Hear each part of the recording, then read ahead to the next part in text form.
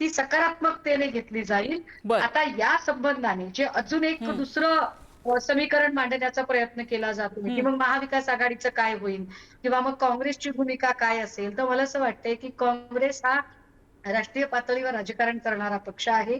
काँग्रेसचे नेते सन्माननीय राहुलजी हे प्रचंड विवेकाने काम करणारे आहेत.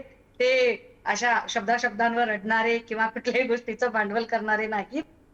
खूप दूरगामी विचार करणारे आणि विजनरी नेते आहेत हं. आणि अशा विजनरी नेत्यांशी निश्चितपणे पक्षप्रमुखही त्या संदर्भाने चर्चा करतील किंवा त्या संदर्भाने त्या वेळेला जे आवश्यक गोष्टी असतील, त्या हं. आवश्यक गोष्टी होतील. महाविकास आघाडीतले सगळे नेते हे एका गोष्टीवर निश्चितपणे आमच्या सगळ्यांचं एकमत आहे, की ज्या पद्धतीने भाजपची एक अराजकता चालू आहे, ज्या पद्धतीने भाजपाच्या भ्रष्टाचाराची पावलोपावली उदाहरणं म्हणजे अगदी मेट्रोचं बघितलं तर आत्ता पावसाळ्यात मेट्रोचा जणू स्विमिंग पूल काय धबधबा झालेला होता.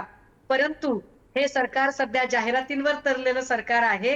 हे सरकार सध्या लोकांचे खिसे कापून आपले खिसे कसे भरता येतील आणि जाहिरातींमधून आपल्या प्रतिमा कशा उजळ करता येतील यासाठी धडपडणारं, सर्वसामान्यांच्या प्रश्नांकडे लक्ष नाही द्यायचं, तर द्वेषाचं राजकारण करणारं आहे.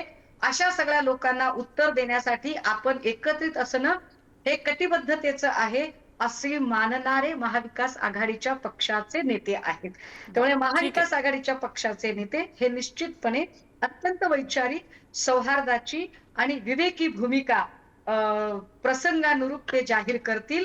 आत्ता यावर काहीही बोलणं हे फार घाईचं ठरेल किंबहुना ते बरं. प्रीमॅच्युअर असेल ठीक असं आहे. मला वाटतं. बरं.